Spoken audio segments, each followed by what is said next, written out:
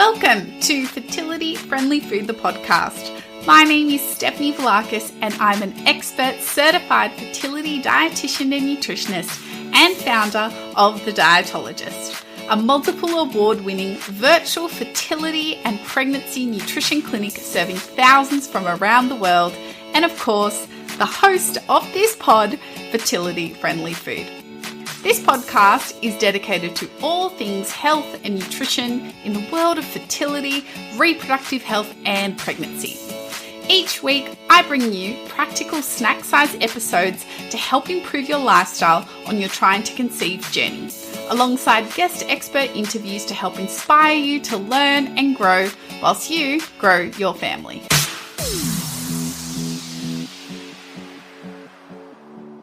Welcome everyone to Endometriosis Awareness Month mini-series on fertility friendly food. As you all might know by now, endometriosis is a common chronic inflammatory condition that affects more than just reproductive organs and fertility, but so many other aspects of our lives. And as someone who lives with endometriosis myself and a great number of the clients that I work with at The Dietologist, I like to dedicate all of the podcast episodes in March to endometriosis to help shed more light and educate you all about this disease that affects 1 in 9 people that are born with a uterus and is continually underfunded and under-researched, despite the huge impact it's having on the lives of Australians and people all over the world. So, a quick intro into what you can expect from this mini-series with these weekly episodes all throughout March. So today's episode is about the gut microbiome and endometriosis. Next week, we will be discussing the low FODMAP diet for endometriosis with our incredible team dietitian, Kaylee Slater. The next week, we'll be talking about dealing with endobelly and my top bloating hacks. Following week, we will be discussing SIBO or small intestinal bacterial overgrowth and endometriosis with a special guest gut health dietitian, Crystal Austin, APD. And finally, for the last week of March, because yes, there are 5 Thursdays in March, I will be sharing a bit about my endometriosis journey 10 years on from my very first symptoms and approaching 4 years after diagnosis. So, before we get into today's episode, this episode is proudly brought to you by our Nourishing Gut Health for Endometriosis Masterclass, which I will be delivering to you live on March 23rd at 7 p.m. Australian Eastern Daylight Saving Time or Sydney Melbourne time. It's available all around the world though, just use the time zone converter on the link in the show notes, which I'll share with you in a sec. So if you want to come and join me to learn the relationship between endometriosis and gut health, including the gut microbiome from the latest research, understand how to tackle common and bothersome gut concerns with endo, including bloating, constipation, diarrhea, and nausea, with super practical tips you can take away and implement. We have tickets on sale now. The link is in our show notes, and this includes a ticket to the live event on the Thursday, March 23rd, and of course, 90 days access to the recording if you can't make it or you'd like to re-watch it, plus a bonus downloadable workbook summarizing the key points from the masterclass. Tickets are just $75 Australian dollars and $10 will be donated to the Pelvic Pain Foundation of Australia, who raise awareness for pelvic pain conditions like endometriosis amongst adolescents to reduce their time to diagnosis. Because I don't know about you, but I seriously wish there was more information about periods and endo and adeno and PCOS when I was a whole lot younger. So let's reduce the time to diagnosis for this next generation. Just before we get into today's episode, we are going to be answering a question submitted by you, our listeners, and our community to the podcast for me to answer. If you would like to drop us a question, you can head to the link in the show notes. It's a 30-second quick form. Drop us your question. You can leave it anonymously if you wish, but if you wish to be informed that your question has been answered, then leave us your email address and we'll send you the episode link. So today's question is about ovulation. So delayed ovulation, for example, I have a positive ovulation test on day 48 and day 53. Does ovulating this late impact your ability to conceive or successful implantation, for example, impacting egg quality? Great question. One of the most common types of female factor-related fertility concerns are ovulatory in nature, either delayed or absent ovulation. Now, obviously, from a statistical perspective, if we think about 12 months of the year and somebody having a 28-day cycle, they're going to have 12 to 13 opportunities to ovulate and to potentially conceive. And so if you're getting a 53-day ovulation, then it's taking another couple of weeks for your cycle to come, you've got in excess a 60 to 70-day menstrual cycle from top to tail there, which obviously is going to drop your number of chances per year from 12 to 13 to maybe 5 or 6, which is going to then create a longer time to conceive as a result in some circumstances. Now, this is not to say that delayed ovulation means it's impossible for the sperm to find the egg and for conception to occur. It can absolutely still occur, and you shouldn't use irregular or absent ovulation as your contraception if you're trying to avoid pregnancy. But certainly we do know that the conditions in which this ovulation dysfunction is occurring, predominantly the most common ones being PCOS, hypothyroidism, and also hypothalamic amenorrhea. Those are the predominant 3 major causes that we see. There's lots of other causes of irregular ovulation. The hormonal profiles associated with those typically is what is going to be contributing to your hormonal profile, your egg quality, and so on and so forth. So say, for example, let's just take PCOS, for example. So in PCOS, we have high levels of circulating androgens. We may have lower levels of progesterone if we're not ovulating properly every month. And alternatively, we can have some inflammation, which may affect the egg quality, and we may get some follicle development issues. So maybe the follicle not quite maturing, for example, in some cases. And so all those things may affect fertility. Now, whether it will affect implantation as well potentially, because if we're not ovulating properly, then we may not be having enough progesterone being produced. If we don't have enough progesterone being produced, then the embryo, once it's nestled into the uterine lining, it's not going to be supported into early gestation. You can apply that kind of thinking to many other different contexts in hypothalamic amenorrhea and hypothyroidism. So my biggest question to you is, why? Why are you ovulating this late? You need to work out why. So head to your GP as a starting point, or if you've got a fertility specialist, and start working out why, because that is going to be your bigger answer as to your chances of conceiving rather than the lateness per se, because you're just getting fewer chances and the why is going to give you a lot more answers. Anyway, I could talk about that for the next half an hour. So hopefully that answers your question, gets you thinking, and gives you a next step. All right, into today's episode, all about the gut microbiome and its relationship to endometriosis. But before we get right into it, I know I've said this 6 times in this episode already, but I want to give some definitions, okay? It's really important. We hear gut microbiome a lot, but what does it actually mean? What does all this terminology, this gut health jargon, what does it all mean? So here are the differences between all these keywords. The gut microbiota. Now, these are the trillions of microorganisms that live in your intestinal tract. Whilst there are some microbes that are found in the small intestine, the vast majority of these are concentrated in the large intestine of the bowel. These microorganisms, which are mostly bacteria, play a critical role in the way that we digest food, absorb nutrients, and they also make nutrients too, namely vitamin B12 and vitamin K.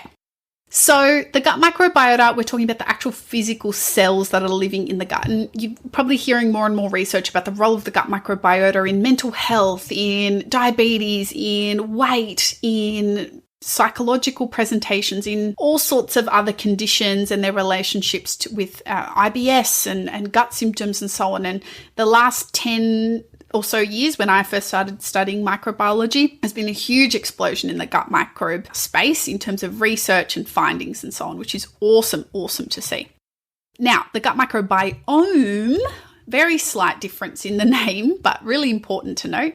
So the gut microbiome refers to the collection of genetic material that's found in these microorganisms. The gut microbiome is so unique to us individually. In fact, it is considered as individual as our fingerprint.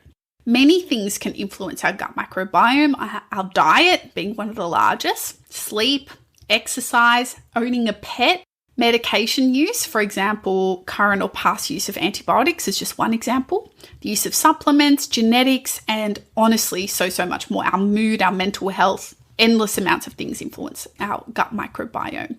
Let's do a few more common gut health terms whilst we're at it, just so we have these in our back pocket when we are chatting today and for the rest of our series, as we're talking quite a bit about gut health this March. So, prebiotics.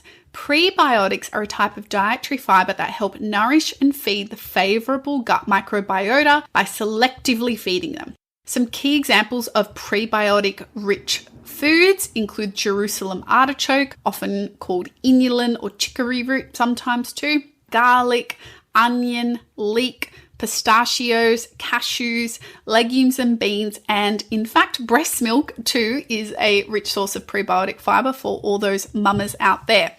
Documented benefits of prebiotics are to restore the intestinal bacterial balance, enhance the uptake of and the bioavailability of key nutrients, so making them more absorbable to the body, and even reduce the risk of some chronic conditions. So pretty special job these prebiotic fibers have. And the way that I like to think about it is the fertilizer in the soil, and the actual seeds in the soil are your probiotics. So the fertilizer helps nurture the seed, right? To help it grow. So prebiotics are kind of the food to the probiotics. So probiotics are the live microorganisms that we introduce through our diet and or supplements in the hopes of introducing more beneficial microbes to the bowel in hopes of creating a clinical outcome. So we're trying to tackle a symptom, typically like reducing diarrhea or bloating, or sometimes for general health too. Although this is not necessarily indicated. There's not much benefit to just taking a probiotic just because. Naturally, you can find probiotics in food products such as yogurt, kefir, kombucha, sauerkraut, kimchi, miso, and other fermented foods too. Synbiotics, which is the new gut health jargon on the block. Synbiotics are basically a combination of pre and probiotics in the one spot. So typically it's a supplement. It is understood by pairing these up, perhaps there is an enhanced effect by providing both the fertilizer and the seeds, so fuel to the microbes and the microbes themselves in the one place, which is proposed to help with probiotic uptake and survival to the gastrointestinal tract. Okay? Whilst we're at all this definition chat, I think it's really important when we're talking about gut health that we actually define the signs of a healthy gut, because what are we aiming for, right? If all of our gut microbiomes are as unique as our fingerprint, then what are we shooting for? It's actually really hard to define what the signs are of a healthy gut, because it is going to be very individual to us based on our genetics, environment, habits, and so much more. And each of our normal is going to be quite different, but there's certainly a few things to be aware of that we should be aiming for. So the first one is regular and pain-free bowel movements, no less than every second day and no more than 3 times per day. That kind of once to twice a day, maybe you skip a day here and there, or every second day, that's the correct amount of frequency for a bowel motion for the body to eliminate wastes. Bowel motions should in general feel complete and should not be painful or cause any bleeding. We should not see any blood or mucus in the stool. They should be formed stools, like a sausage-like, or if you really want to, you can Google the Bristol stool chart and look for type 3 and type 4 stools. Now, it is normal and it's a sign of normal gut function to experience occasional bloating. If you eat some more food, or you eat some windier type of foods like beans, for example, or cabbage, for example, it's pretty normal to experience bloating. You're not going to wake up and end the day with the same profile of your gut, because there's actually food volume and fluid, and the work of the gut microbes actually fermenting and producing gas, which, by the way, gas production is also normal and a sign of a healthy gut, and passing wind or farting is also normal. In fact, up to 1.8 litres of gas can be produced naturally each day by the large intestines. Now pour that into a bottle and see how much that is, and that is how much gas could be flying around in your bowels and trying to escape. Some changes to your bowel motions around your period is quite common and quite normal in quotation marks, although more pronounced with endometriosis due to prostaglandins. And if you want to learn more about bowel changes on your period, check out the episode about period poops from season 1. I'll leave it linked in the show notes for you.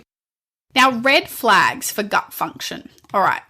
Red flags for gut function include regular abdominal pain, especially after eating, significant and painful and regular bloating, so tender to the touch, extreme distension, it's frequent and it's impacting your function.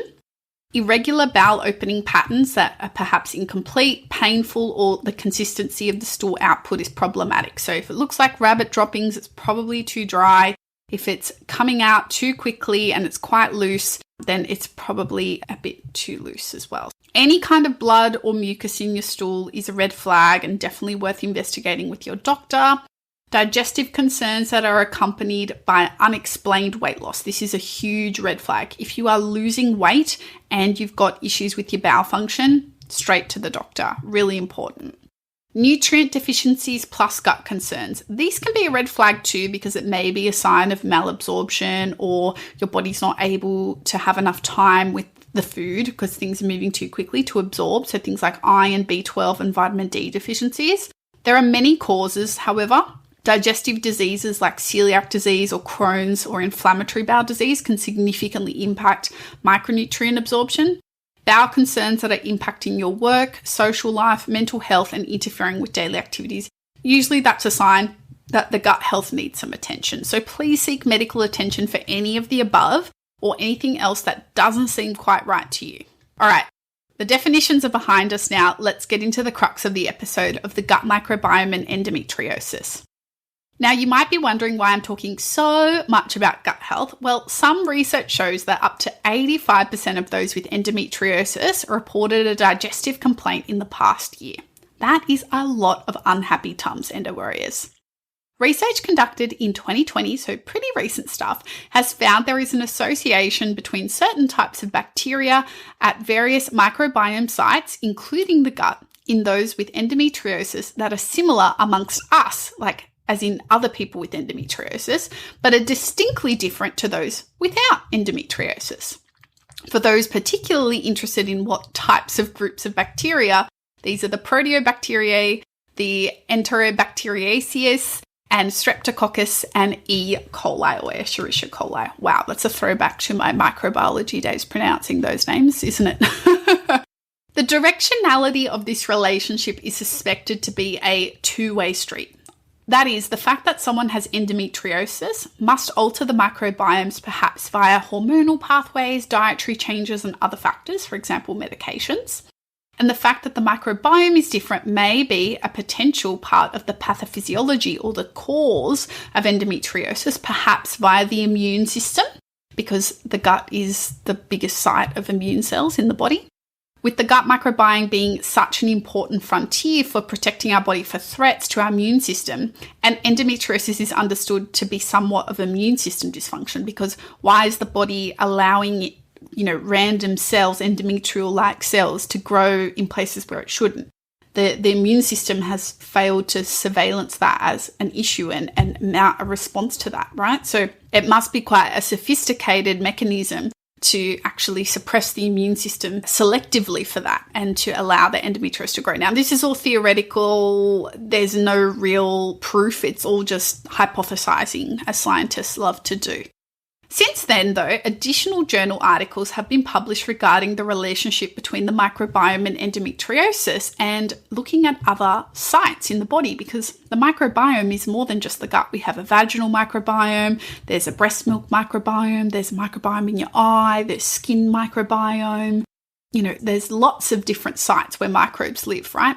So interestingly, bacterial vaginosis, or BV, which is a common gynecological condition describing a general imbalance of the microbes in the vaginal canal, contributing to a commonly reported fishy odor as the main symptom, although you can sometimes be completely asymptomatic.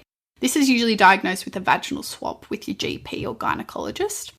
That BV has been associated with endometriosis and the presence of fewer lactobacillus species in the reproductive tract, which have a critical role in maintaining the pH of the vagina to prevent pathogens colonizing. So the lactobacillus actually create acid that drops the pH to a more acidic range, and that acidic environment then is helping to prevent bad bacteria, things that are going to cause issues and infections, from grabbing hold. So if we don't have enough lactobacillus, it means that the body is more likely to have an imbalance and more likely for these pathogens to get in due to the knock-on effects to the pH and so on. Interestingly, the presence of bacterial vaginosis is also associated with higher rates of infertility too. And so the vaginal microbiome and the uterine microbiome is a new frontier for particularly implantation optimization, which is something that we do a lot of here at The Dietologist. I talk about it in our Enhancing Implantation Masterclass, and I've talked about it numerous times on our blog, on Instagram, and I'm sure I have a previous podcast episode on it as well, but it is a fascinating area of research. Additional research has shown that perhaps this distinct difference in the gut and other microbiome sites in those with endometriosis may not only contribute to altered immune function, but perhaps contribute to the production of more inflammation via pro-inflammatory cytokines and may disrupt normal immune surveillance, which may also be part of the potential mechanism for which endometriosis continues to exist and grow and then regrow. Fascinatingly, the gut microbiome also integrates into a common hormonal profile that we see with endometriosis too. Commonly in people with endometriosis, although not universally true, but a lot of the times, we do see higher circulating levels of estrogen. To learn more about estrogen endometriosis, check out last season's episode in the mini-series. I'll leave it linked in the show notes for you so you can get up to speed. And this too becomes relevant as we know that the gut microbiome and specific bacteria and their enzymes can affect the way our body processes estrogen too, which may further be relevant to the endometriosis gut microbiome linkage story. So fascinating. I know, scientists everywhere nerding out. I hope you're nerding out with me too. So undeniably, in recent years, we are beginning to understand more and more there is a connection between endometriosis and the gut microbiome, and whether this is a new frontier to diagnose, treat, or manage the disease, we're not quite sure yet. We're not quite there yet, but I think it's so fascinating, and I feel like it integrates in so well into the various understandings and complexities of endometriosis that we know to date. Now, the biggest question I get is, how do we know? Like, here's the really tricky thing about the gut microbiome, assessing it and so on, is stool or poo testing and other gut microbiome assessment methods that are commonly being used in private clinics to identify dysbiosis. Now, your doctor can usually run some stool tests to identify for things like inflammation using calprotectin, for example. They may look at parasites, they may look at different types of enzymes, but these are very highly specific things. They're not going to give you a gut microbiome profile if you went to your GP and did a stool sample, for example. So a lot of private clinics, private clinicians, integrative doctors, naturopaths, nutritionists, some dietitians often offer these gut microbiome assessment tests to try to identify any dysbioses. And at the end of the day, these studies that are looking at the groups of bacteria that I mentioned earlier are using the latest technologies that are probably more advanced in some cases than what we have access to retail, to determine these are overarching differences and to show trends and associations. And so we can certainly borrow these methods and apply them. But I just want to make a caveat, because these tests are expensive. They're usually $600 or more, and the generalizability of these results is super challenging. And I really want you to be super informed before you go ahead and spend some money on this kind of testing in hopes of finding an answer, because I know desperation can be so high when you have endo to find some kind of answer to help you. And that does mean you're more vulnerable to being taken advantage of. So let's discuss. Number one, what is being measured when we do these types of tests is your poo. Now, it's a massive assumption to make that what your body is literally excreting as waste is a great representation of what is in your large intestine or your bowel. Perhaps it is more of what it wants to get rid of, or less, or perhaps many bacteria die as soon as they come into contact with the air, or may die off in number due to the conditions that do not represent the bowel. So there's, a whole bunch of bacteria that do not like air. They prefer to exist as without oxygen. There's not much oxygen in the bowel. So anaerobes or selective anaerobes or complete anaerobes or obligate anaerobes. There's lots of different types of those bacteria. So potentially they're dying even before they're in the poo cup for you to test. Now, everybody is working on this limitation, so it's kind of standardized across the board, but I think it's a really important thing to be aware of. Unlike doing a vaginal swab or a skin swab where you are getting a swab and doing a direct, representation of what's at the site, this is a proxy kind of assumption that the poo is representing the gut microbiome. The second point is that the uniqueness of each of our gut microbiomes is such that they are as unique as a fingerprint, and there is no predetermined healthy fingerprint or standard fingerprint or reference fingerprint. Otherwise, we would all be unlocking our phones with that for years now. I thought I would throw that one in there. I thought it was funny. And thus, when these tests are conducted, they are comparing to a healthy gut microbiome profile. And I'm using my little bunny ears quotation marks here, or a group where they've averaged everything out. Now, this may create misleading results of thinking your gut microbiome profile is suboptimal, but remember, it is uniquely yours. Undeniably, there are a number of bacterial species and strains that, when in very high or low numbers, is associated with disease or poor health. That may be helpful to know too, but if we don't have a great reference range, it's hard to then be super confident about your treatment from there. And number 3, honestly, between me, you, and the fence post, I have personally found that the outcomes of these tests rarely drastically change the treatment plan, which typically is going to be the general principles that we say to support digestive and gut health of improve your dietary fiber, improve your plant variety, boost your antioxidant intake, and perhaps it may give us more insight into very specific probiotic protocols to try.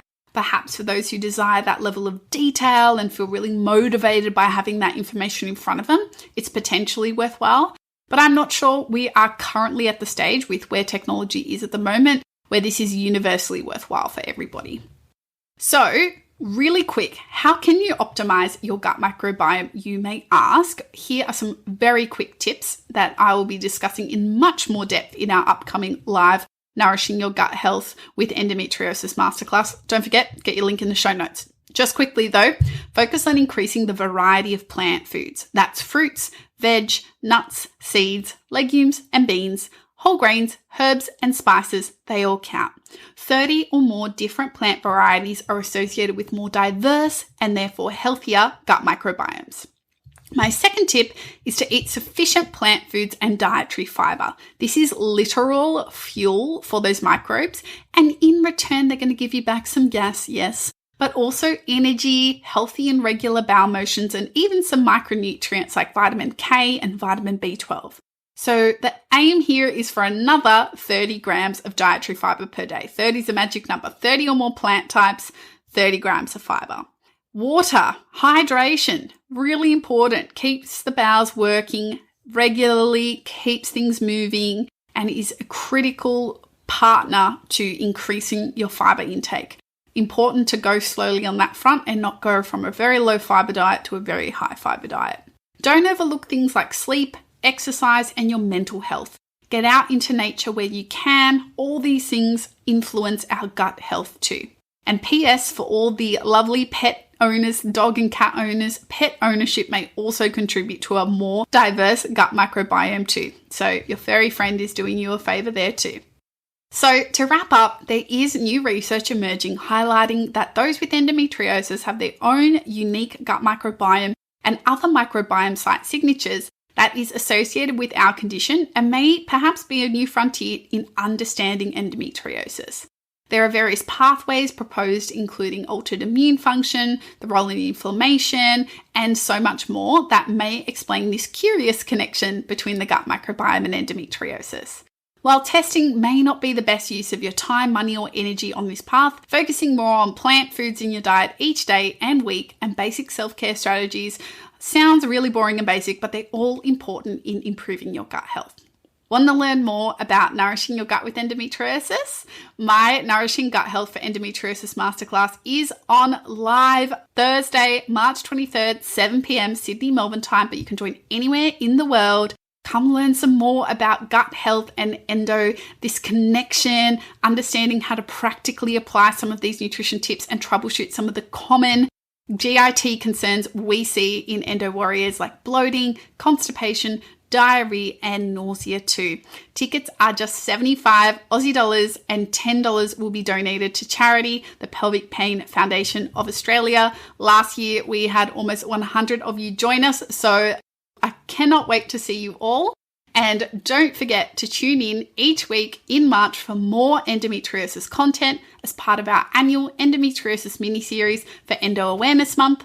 Thank you so much for tuning into this episode. Don't forget to subscribe, follow on your favorite podcasting platform. Don't forget to leave us a 5-star review and rating on Apple Podcasts or Spotify. It is one of the simplest, quickest, free ways you can support this podcast, and it helps us reach more people. And share it with a fellow endo warrior, your partner, a friend, family member, and I'll see you next week. Bye.